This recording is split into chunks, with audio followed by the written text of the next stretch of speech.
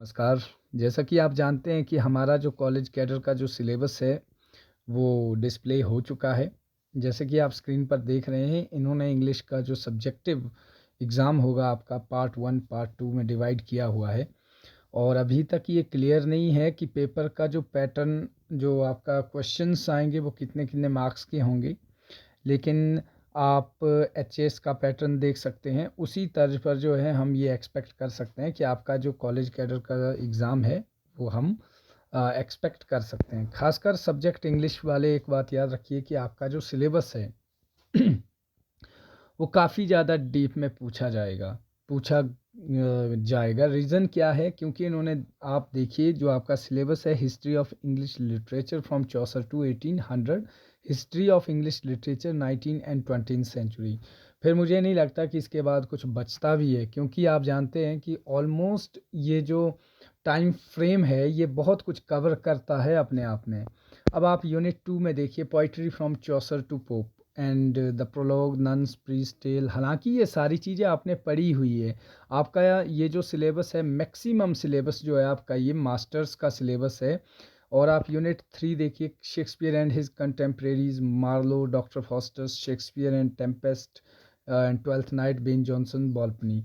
इन्होंने पूरा as it is जो सिलेबस है आपका, वो मास्टर्स का उठाया हुआ है। जैसे आपको ज़्यादा पैनिक होने की ज़रूरत नहीं है कि लिटरेचर का जो पार्ट है वो थोड़ा सा ट्रिकी है, लेकिन जो आगे कुछ पॉइंट्स है, वहाँ पर हम इसके बारे में कुछ और डिटेल में बात करेंगे। जैसे आपका romantic and Victorian poetry, Blake, Songs of Innocence and Songs of Experience, Wordsworth, Tintern Abbey. ये आप लोगों ने ऑलरेडी पढ़ा हुआ है, मास्टर्स का सिलेबस है। The Rime of the Ancient Mariner, Kubla Khan, सभी कुछ जो है हमारी, ये जो है मास्टर्स का सिलेबस है, जहाँ तक मैं देख पा रहा हूँ। फिर मॉडर्न फिक्शन देखिए आप, वर्जीनिया वुल्फ, मिसेस डेलोवे, जो आपने पढ़ा है। James Joyce, portrait of the artist as a young man, ये भी हमने पढ़ा हुआ है। फिर आप देखिए part 2, growth and structure of English language. ये जैसे ऐसे लग रहा है किसी विश्वविद्यालय के प्रोफेसर ने ही इस सिलेबस को जो है इंट्रोड्यूस करवाया है। हालांकि करते वही है, लेकिन फिर भी जो एज इट इज़ जो आपका कहने का मतलब ये है, ये पूरा मास्टर्स का सिलेबस है। इसलिए ये मत सोचिएगा कि कुछ डिटेल में आपको ज़्यादा पूछा गया है। हालांकि डिस्क्रिप्टिव होगा तो फिर बहुत कुछ जो है वो नई चीज़ें भी देखने को मिल सकती है। क्वेश्चंस का तरीका बदल जाता है। अब आप टीचर बनने जा रहे हो तो आपको क्वेश्चन डायरेक्ट ये नहीं आएगा कि टेम्पेस्ट का प्लॉट लिखिए या वट एवर, इस तरीके का नहीं आएगा। एक क्रिटिकल एग्ज़ाम जो है आपको वहाँ पर देखने को मिल सकता है। और दूसरा है, जैसे यूनिट 8 देखिए आप, ये भी मैक्सिमम, जैसे आप modern British and American poetry, W B Yeats, Second Coming, Sailing to Byzantium, A Prayer for My Daughter and Among School Children. और उसके बाद आप देखिए introduction to drama, elements from features. यहाँ पर देखिए आप, ये जो हमारे पास जो यूनिट 9th का है, यहाँ पर ये ऑलरेडी जो है हमारे सिलेबस का है। जैसे द वेटिंग फॉर गोडो को छोड़ दिया जाए, जो मास्टर्स में नहीं है।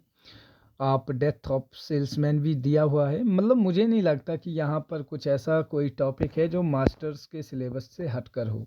World fiction, Dostoevsky, Crime and Punishment, Ernest Hemingway, The Old Man and the Sea, ये भी लगा हुआ है सिलेबस में।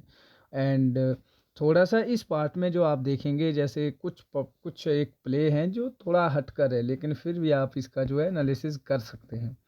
कंटेम्प्रेरी लिटरेरी थ्योरी, आप देखिए, आप आगे थ्योरी देखिए, मेमोरी एंड कंट्री देखिए, Ferdinand de Saussure, object of study, nature, ये सभी कुछ जो आपको लगा हुआ है यहाँ पर, ये ऑल जो है उसमें आपके सिलेबस में है। जैसे आप यहाँ देखिए, कल्चर स्टडीज़ एंड रीडिंग्स, यहाँ पर डिसेमिनेशन, होमी के भाभा का कॉन्सेप्ट है, ये चीज़ें देखनी ही पड़ेगी। अब आप देखिए यूनिट 10 है, Indian writing in English, Raja Rao, Kanthapura, R K Narayan, the Vendor of Sweets, Anita Desai, Clear Light of Day डे, और K Daruwalla, and Indian writing in translation, Kalidasa, Abhijnana Shakuntalam, M are.